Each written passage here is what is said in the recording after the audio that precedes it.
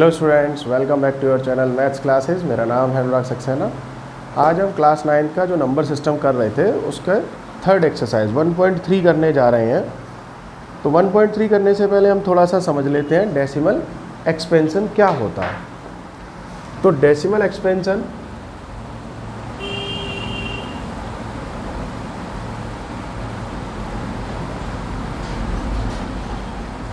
इसका मतलब है जैसे हमारे पास है कोई नंबर 2/5, तो इस फ्रैक्शन को हम डेसिमल में कन्वर्ट कर लेते हैं। तो जब हम डेसिमल में कन्वर्ट करते हैं तो ये हो गया 5 4 जा 20, 0.4 टाइम्स। तो जब हमारा डिवाइड कोई भी रिमाइंडर नहीं देता, पॉइंट लगाने के बाद ही सही 2 या 3 बार में 4 बार में वो ख़त्म हो जाता है, डिवाइड टर्मिनेट हो जाता है, तो इसे बोलते हैं टर्मिनेटिंग डेसिमल। इसको बोलते हैं टर्मिनेटिंग डेसिमल। और एक कंडीशन आती है, जैसे हमने मान लो 3 से डिवाइड दिया तो यहाँ 1 है और पॉइंट लगाया 0, 3 3 जा 9, फिर 1 आ गया, पॉइंट लग चुका है तो 0 अगेन लग जाएगा, 3 3 जा 9, फिर 3 3 जा 9, तो ये चलता रहेगा। तो इसे हम लिखेंगे 0.33333 और इस टाइप को कहते हैं नॉन टर्मिनेटिंग। इतनी बात समझ में आ गई होगी सबको, टर्मिनेटिंग डेसिमल और नॉन टर्मिनेटिंग डेसिमल। तो इसी से रिलेटेड कुछ क्वेश्चन करेंगे। क्वेश्चन 1 है, write the following in the decimal form and say what kind of decimal expansion each has. Write the following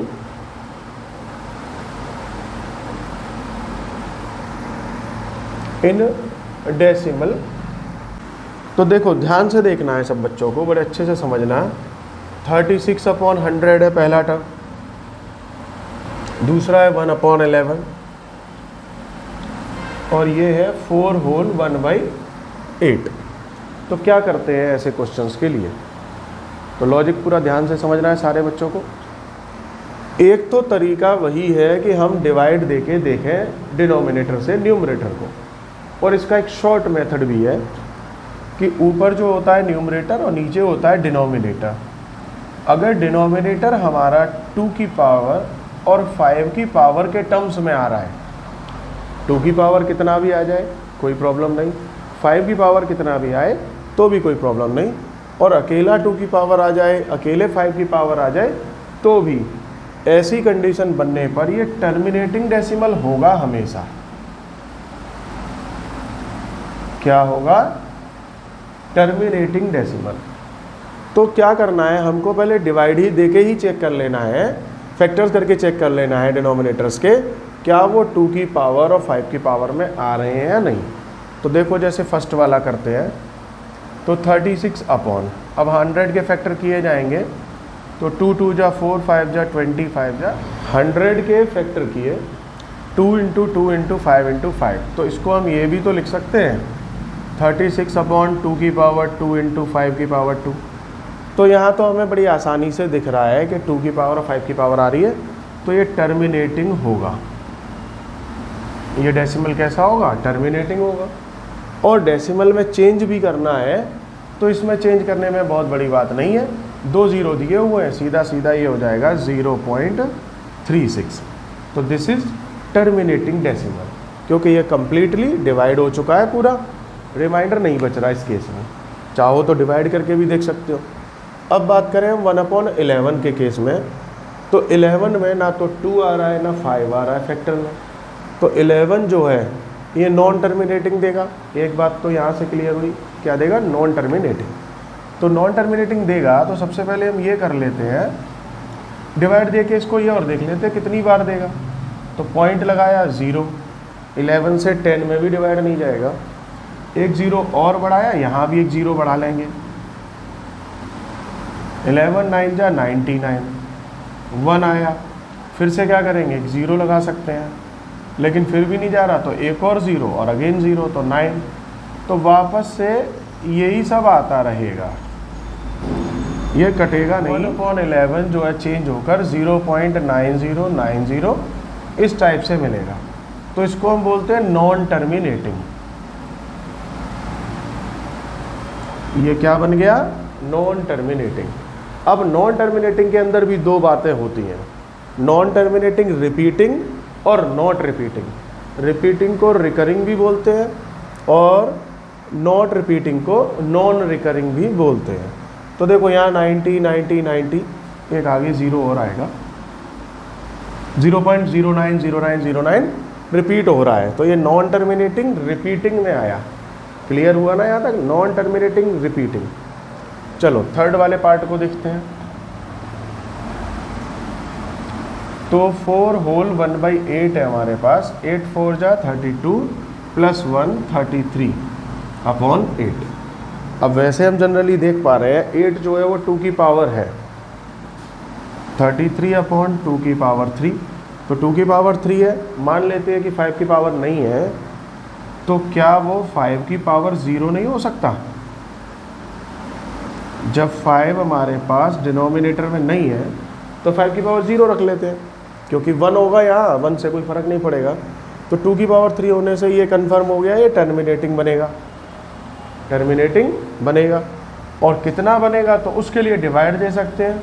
वैसे उसका भी तरीका है, जब ज़्यादा बड़े नंबर होते हैं वहाँ वो लगाना सही रहता है। तो 8 4 जा देंगे 32, 1 पॉइंट लगाएंगे 0, 8 1 जा 8, 2 और फिर से 0, 8 2 16, 4 और 8 5 जा 40, तो ये ख़त्म हो जाएगा, 4.125 आएगा। तो ये भी कैसा मिला? टर्मिनेटिंग मिल गया। तो उम्मीद है कि यहाँ तक सबको समझ में आया होगा what is terminating and non terminating. Terminating जब होगा जब डिनोमिनेटर 2 की पावर और 5 की पावर के टर्म्स में आए, तो देखते ही हम टर्मिनेटिंग कह देंगे। उसके बाद कितना होगा उसके लिए हम डिवाइड दे सकते हैं, ठीक है। नॉन टर्मिनेटिंग जैसे ही 2 की पावर और 5 की पावर नहीं आ रही या उसके साथ कुछ और भी आ जाए, तो तुरंत ही हम कह देंगे ये वो नॉन टर्मिनेटिंग है। तो पहला क्वेश्चन, इसके कुछ पार्ट और रह गए हैं, अभी वो खुद से ट्राई करना सारे बच्चों को। चलते हैं अगले क्वेश्चन पर। Question number 2, you know that 1/7 is equals to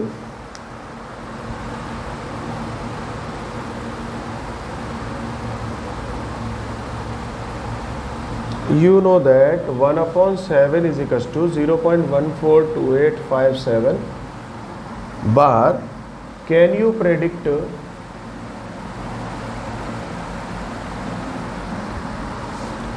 what the decimal expansion of 2/7, 3/7, 4/7 and so on, ऐसे ही हमसे 3-4 चीज़ों का पूछा है। Or without actually doing the long division, बिना लॉन्ग डिवीज़न दिए हुए। तो देखो सबसे पहली बात ये है कि हम 1/7 करेंगे या 7 से 1 में डिवाइड देंगे, तो 1/7 0.142857 और फिर ये बार लगा हुआ है ना, इसका मतलब ये रिपीट हो रहा है अगेन, तो बार बार से ऐसे ही रिपीट होगा। एक बात तो ये क्लियर हुई कि 1/7 ये 6 टर्म, ये पूरे के पूरी 6 डिजिट्स बार बार रिपीट होंगी, तो हमको डिवाइड तो देना नहीं है। अब पूछा है कि 2/7 और 3/7 इनका टर्म कैसे प्रेडिक्ट करोगे? प्रेडिक्ट माने अंदाज़ा कैसे लगाओगे? तो क्या हम 2/7 को 2 × 1/7 नहीं लिख सकते? बोलो, 2 × 1/7 लिख सकते हैं। तो 2 × ये वाला टर्म लिख दो 0.142857, तो ज़्यादा दूर नहीं लिख रहे हम, सिर्फ इतना लिख रहे हैं। तो बस इसको अब हम मल्टीप्लाई कर देंगे, तो क्या हो जाएगा? इनका करा दो इससे मल्टीप्लाई, तो 2 7 जा 14 हो जाएगा, 2 5 जा 10 और 1 11 हो जाएगा, 2 8 जा 16 17 हो जाएगा, 2 2 जा 4 1 5 हो जाएगा, और 2 4 जा 8 2 1 जा 2, तो हमें मिल जाएगा 0.285714। समझ में आ रही है बात? ऐसे ही जब हम 3/7 करेंगे तो हम इसको 3 × 1/7 लिख देंगे, तो 3 × 1/7 की वैल्यू, और इसका जैसे इससे मल्टीप्लाई होगा तो फिर से यही नंबर आ जाएंगे, 3 7 जा 21, तो ये और घूम जाएगा। क्या होने वाला है? 3 7 जा 21, 1 आ जाएगा, 2 आ गई, 3 5 जा 15 16 17 हो जाएगा, 1 आ गई, 3 8 जा 24 और 1 25 हो जाएगा, 3 2 जा 6 और 2 8 हो जाएगा, 3 4 जा 12 हो जाएगा, और 3 1 जा 3 हो जाएगा। 3 और 1 4। तो देखो अब ये मिल गया 4 2 8 5 7 1 और ऐसे बार लगा रहेगा। तो क्या है कि टर्म वही आएंगे जो 1 4 2 8 5 7 है, बस वो रिपीट होते रहेंगे, कुछ आगे हो जाएंगे कुछ पीछे हो जाएंगे। तो यहाँ तक सबको ये बात क्लियर हो गई होगी। इसी टाइप से 4/7 5/7 सारे आप निकाल सकते हो। ये क्वेश्चन बहुत इंपॉर्टेंट है। Express in the form of P upon Q, where P and Q are the integer and Q is not equals to 0। First part है 0.6 बार और एक लेते हैं 0.47 बार। तो देखो एक बात सबको याद हो कि ये बताया गया था अगर नंबर 0.22222 ऐसे आ रहा है तो हम इसे 0.2 बार लिख लेते हैं, और अगर कोई नंबर नॉन टर्मिनेटिंग और रिपीटिंग है तो 2 बार लिखने के बाद ये नंबर हो जाएगा रेशनल। और अगर ये रेशनल है तो इसको P अपॉन Q में कन्वर्ट किया जा सकता है। क्लियर है? इसी की जगह पर उल्टा जो है, अगर 0.234 डिफरेंट नंबर आ रहे हैं और ये नॉन टर्मिनेटिंग भी है तो इसको बोला जाता है इरेशनल, और इसे P अपॉन Q की फॉर्म में नहीं लिख सकते। ये बात स्पष्ट हो गई सबको? इरेशनल है तो नहीं लिखा जाएगा, रेशनल है तो P अपॉन Q की फॉर्म में लिखा जाएगा। तो क्वेश्चन यही कह रहा है कि अगर आपको कोई नंबर पॉइंट में दिया हुआ है, डेसिमल में, और वो भी रिपीटिंग में, तो उसको P अपॉन Q में कन्वर्ट करो। तो बड़े आराम से कर देंगे। जो तरीका हम फॉलो कर रहे हैं सारे बच्चे पहले उसको ध्यान से समझें। इसको लेट करेंगे x इज इक्वस टू 0.6 बार, तो 6 बार हटा के हम इसे 6 6 6 6 6 6 डॉट डॉट डॉट और इक्वेशन 1 लिख देते हैं। किसी को कोई प्रॉब्लम नहीं है यहाँ तक? अब क्या करते हैं, मल्टीप्लाई बाई 10 बोथ साइड। देखो 10 से ही मल्टीप्लाई क्यों कर रहे हैं, जबकि पॉइंट जो होता है वो चेंज हो जाता है 10 से मल्टीप्लाई होने पर, उसकी प्लेस बदल जाती है। तो जब 10 से मल्टीप्लाई किया तो इधर आ जाएगा 10x और ये पॉइंट इधर खिसक जाएगा 6.66666, इक्वेशन नंबर 2 हो जाएगी। यहाँ तक भी बात पूरी एकदम क्लियर है। तो अब क्या करना है, ये जो वैल्यू आ रही है पॉइंट के बाद और यहाँ जो पॉइंट के बाद वैल्यू आ रही है, ये भी अप टू इनफाइनाइट है, ये भी अप टू इनफाइनाइट है, तो क्या दोनों बराबर नहीं होंगी?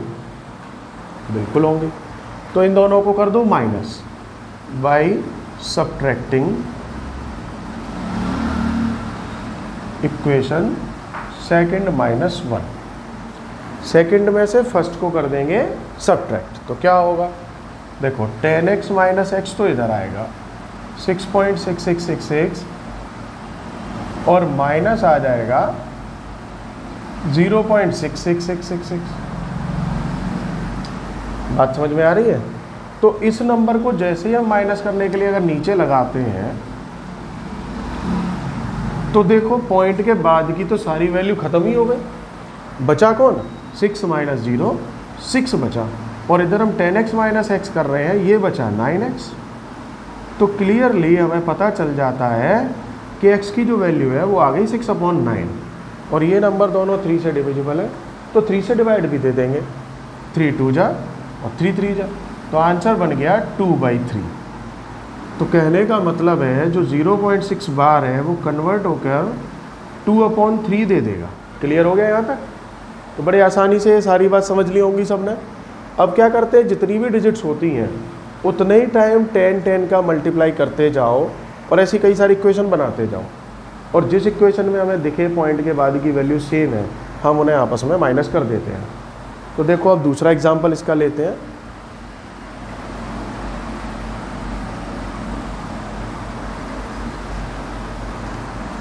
सेकेंड पार्ट, तो सेकेंड पार्ट भी लेट करेंगे same, x is equals to 0.47777, क्योंकि इसमें 7 पे बार लगा हुआ है।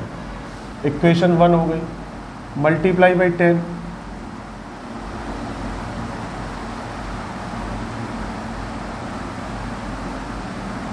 बोथ साइड्स, तो ये बन गया 10x और ये बन गया 4.777, इक्वेशन नंबर 2। तो पॉइंट के बाद की वैल्यू क्या बराबर आ गई? अभी नहीं आई हैं। एक बार फिर से मल्टीप्लाई कर दो, अगेन मल्टीप्लाई बाई 10। तो 10 का जब 10 में मल्टीप्लाई तो 100x हो जाएगा, और 10 का जब इसमें मल्टीप्लाई होगा तो 47.777 और इक्वेशन नंबर 3 बन जाएगी। बताओ ये थर्ड स्टेप समझ में आया कि नहीं? जो इक्वेशन सेकंड आ चुकी है उसमें अगेन मल्टीप्लाई कर दिया 10 से, 10 10 या 100 हो गया, और ये पॉइंट एक डिजिट और खिसक जाएगा, 47.777 दे देगा, और इक्वेशन बन गई 3। तो जब हमारे पास इस इक्वेशन में पॉइंट के बाद की वैल्यू और इस इक्वेशन में पॉइंट के बाद की वैल्यू सेम है, तो अब हम करेंगे third equation minus second equation. तो देखो 100x माइनस 10x तो होगा लेफ्ट में, और राइट में क्या होगा 47.77 माइनस लगा के 4.77। बात समझ में आ रही होगी? हमने उसे नीचे लिख दिया है जिससे आप ये सारी बातें समझ पाओ, और ये अप टू इनफाइनाइट चल ही रहा है, पीछे डैश लगे हुए हैं। तो 777 ये सब कट के 0 हो जाएंगे पीछे, तो कुछ नहीं, यहाँ से काम का है हमारे 7 माइनस 4 3 और आगे 4 43, 100 माइनस 10 हो जाएगा 90। तो 90x is equal to 43, x is equal to 43 upon 90। अब अगर कट जाए तो काट दो, नहीं तो यही हमारा P अपॉन Q का आंसर रहेगा, जो कि 0.47 बार से मिला हमको। तो बच्चों यहाँ तक सबको ये बात समझ में आ गई होगी। अब बढ़ते हैं अगले क्वेश्चन पर। अगला क्वेश्चन है question number 4, express 0.9999 in the form of P upon Q। Are you surprised by your answer? With your teacher and classmate discuss why the answer makes the sense. तो देखो क्या कह रहा है ये कि 0.999 को एक्सप्रेस करो इन the form of P upon Q, और फिर इसके आंसर को देखकर बताओ ऐसा आंसर क्यों आया और इसका पता लगाओ। तो देखो बड़े आसानी से जैसा पहले किया था वही काम करेंगे हम। इसको लेट कर लेंगे x is equal to 0.999 equation number 1, multiply by कर देंगे 10, बोथ साइड्स, ये हो जाएगा 10x और 9.999 हो जाएगा इक्वेशन नंबर 2। वही काम है जो पिछले क्वेश्चन में किया है। अब सब्ट्रैक्ट कर देना है बाई सेकेंड माइनस 1, तो 10x माइनस x और 9.999 माइनस 0.999 जब हम घटाएंगे तो ये 9x होगा, और देखो पॉइंट के बाद में सेम वैल्यूज है कट जाएंगी, बचा हमारे पास 9, तो x इज इक्वल टू आएगा 9 अपॉन 9, और कटने के बाद क्या मिलेगा 1। तो जो ये 0.99 बार है इसको हम 0.9 बार भी कह सकते हैं। ये इक्वल टू किसके है 1 के है, बिल्कुल 1 के नियर की वैल्यू है, इस वजह से इसको हम 1 भी लिख सकते हैं। तो सिंपल है, इसी वजह से 1 आ गया। क्लियर हो गया होगा सबको। Question number 5, what can the maximum number of the digits be in the repeating block of the digits in the decimal expansion of 1/17? Perform the division to check your answer. तो कुछ नहीं, 1/17 का पूछा है कि कितने डिजिट्स के बाद में पॉइंट आएगा या टर्मिनेट हो जाएगा, तो डिवाइड दे के देखना है। 6th number, look at several example of the rational number in the form of P upon Q, where P and Q are the integers with no common factor and other than I1 having terminating decimal expansion. Can you guess with property Q must satisfy? तो ये भी ऐसे ही बेकार सा है। Question number 7, write 3 numbers whose decimal expansion are non terminating non recurring. कोई ऐसे number 3 लिखो जिनका डेसिमल एक्सपेंशन नॉन टर्मिनेटिंग हो, नॉट रिपीटिंग भी हो, नॉट रिकरिंग। तो एग्जांपल ले लेना कोई से भी जो नॉन रिकरिंग और नॉट रिपीटिंग के केस में आए। Question number 8, find 3 different irrational numbers between the rational number 5/7 and 9/11। तो देखो इस क्वेश्चन को करते हैं हम। Question number 8, find 3 different irrational number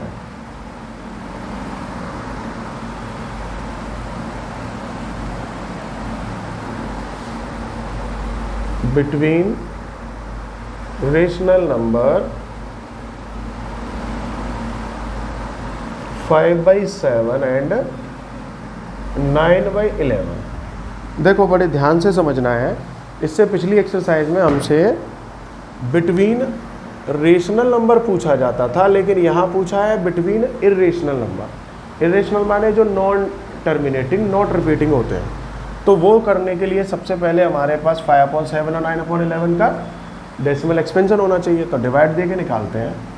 7 / 5 करो, पॉइंट लगाया 0, 7 7 जा 49, 1 0, 7 1 जा 7, 3 7 4 जा 28 और 2, ऐसे ही ये चलता रहेगा। तो हम क्या ले लेते हैं, 5/7 इक्वल टू आ जाएगा 0.714 और आगे बढ़ता रहेगा। सेम ऐसे ही 9/11 का भी कर लेते हैं। तो 11 से दिया 9 में डिवाइड, सबसे पहले पॉइंट लगाया, पॉइंट लगा के यहाँ आ जाएगा 0, 11 8 जा 88, 2 बचा, 0 लगाया, 11 1 जा 11, 9 बचा, 0 लगाया, 11 8 जा 88, फिर 2 बचा, फिर 0 लगाया, 11 1 जा। तो कुछ हमें 9/11 जो है 0.8181 ऐसा मिलेगा। तो देखो ये हो गया स्टार्टिंग का और ये हो गया एंड का, इनके बिटवीन 3 रेशनल नंबर्स बैठाने हैं हमको। तो 0.714 dot dot dot A1 A2 A3 ये हमने मान लिए बीच वाले नंबर्स। अब क्या करेंगे भाई, देखो 0.714 से बड़ा हो, 81 से छोटा हो, तो क्या ऐसा नहीं कर सकते 0.723 dot dot dot 0.745 dot dot dot और तीसरा लगाना है तो 0.7785 डॉट डॉट डॉट। तो देखो फर्स्ट, सेकंड और थर्ड ये तीनों ऐसे नंबर हैं जो कि इनके बीच में लाई करेंगे। ठीक है, आंसर सबका अलग अलग हो सकता है। देखो बीच में लाई भी कर रहे हैं, थोड़ा थोड़ा गैप भी मेंटेन कर रहे हैं, और 0.71 से बड़े हैं और 0.81 से छोटे हैं। और सबसे बड़ी बात ये कैसे है, नॉन टर्मिनेटिंग है, इनके पीछे डैश लगा हुआ है। तो बस इसका आंसर ये बन गया। इसमें कोई से भी नंबर भर सकते हैं, बस थोड़ा सा असेंडिंग ऑर्डर में फिल कर देना। क्लियर है?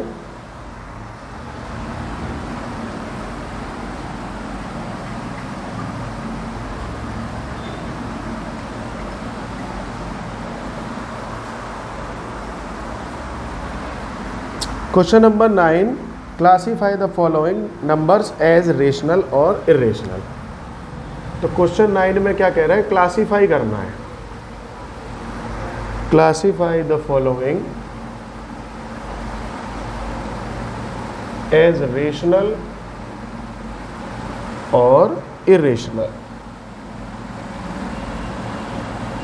मतलब हमको कुछ नंबर दिए हुए हैं और क्लासीफाई करो कि वो रेशनल होंगे या इर्रेशनल।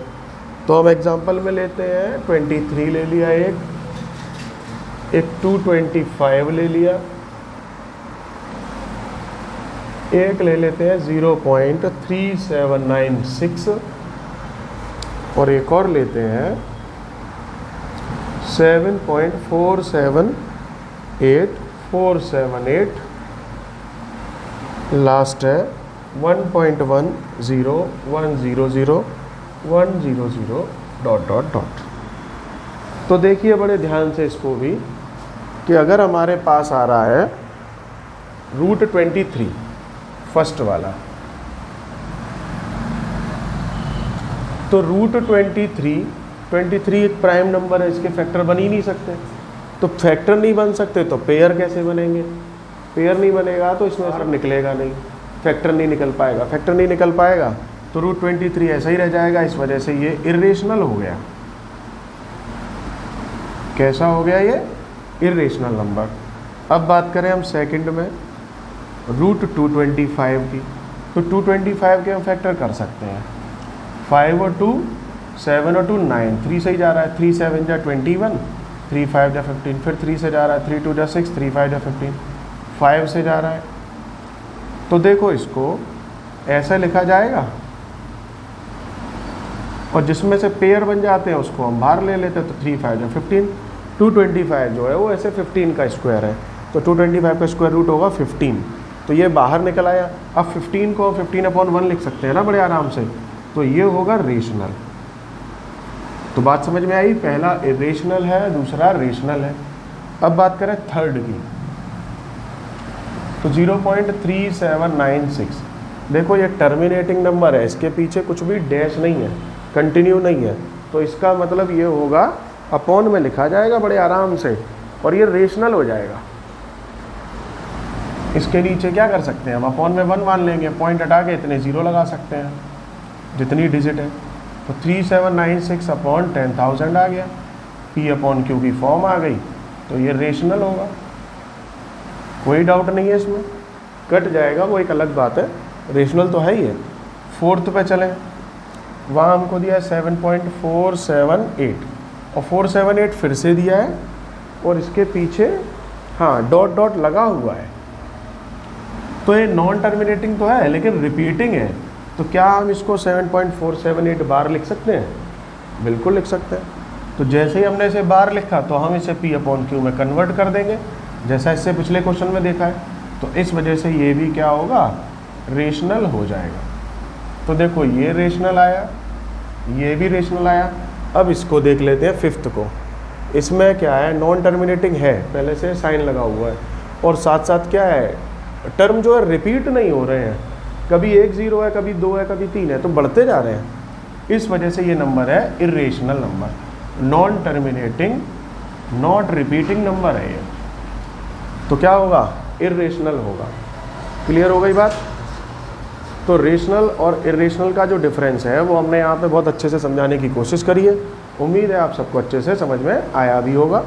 फिर भी नहीं आता है तो कमेंट कर सकते हैं, और अगली एक्सरसाइज में जल्दी ही मिलते हैं आगे के क्वेश्चन डिस्कस करने के लिए।